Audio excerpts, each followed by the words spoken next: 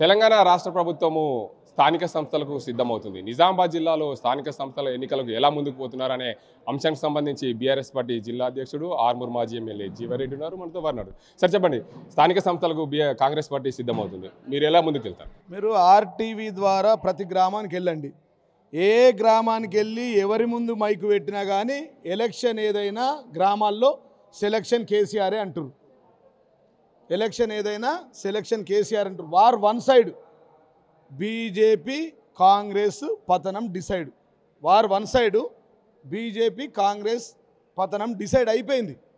ఏ గ్రామంలో నువ్వు ఒక రైతు బంధు తీసుకునే రైతు దగ్గర పోయి అడుగు, అయ్యా నాకు రైతు బంధు బాకీ ఉన్నాడు.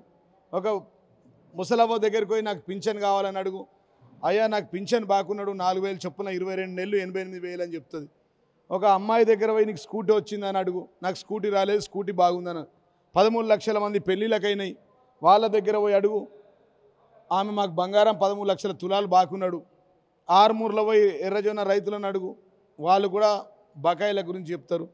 పంట కొన్నటువంటి ప్రభుత్వాన్ని అడుగు, వరి పంటకు డ్యూ ఉన్నది.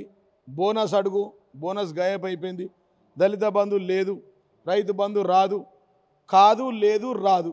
ఇది తప్ప ఈ ప్రభుత్వం దగ్గర ఏమున్నాయండి? ఏం ముఖం పెట్టుకొని పోతారు ఇవాళ? రేపు ఆర్మూర్ నిజామాబాద్ జిల్లా అధ్యక్షుడు నేను అడుగుతున్నా. సుదర్శన్ రెడ్డి అయిండు, 2 ఏళ్ల నుంచి మంత్రికి వెయిట్ చేసిండు. ఇవాళ చివరికి ఏమైంది? చీఫ్ అడ్వైజర్ కాదైనా చీఫ్ అడ్వైజర్ అయిండు. నేను స్పీకర్ అన్నాడు, మంత్రి అన్నాడు. లాస్ట్కి వస్తే దిక్కు లేక 2 ఏళ్ళు కలిసి పీకింది. నాకు అల్జీరియా వ్యాధి వచ్చింది, ఇక నాకెందుకని అదేదో పదవి పట్టుకొని వచ్చింది. ₹1 ఏకాన కొత్త ఈ నిజామాబాద్ జిల్లాలో ఉన్న ఎమ్మెల్యేలు ఆర్మూర్ రాకేష్ రెడ్డి కానీ ఈయన కానీ ₹1 ఏకాన తీసుకొచ్చిరా? ఒక్కడన ఒక రోడ్లో ఒక గుంత పూడ్చిర్రా?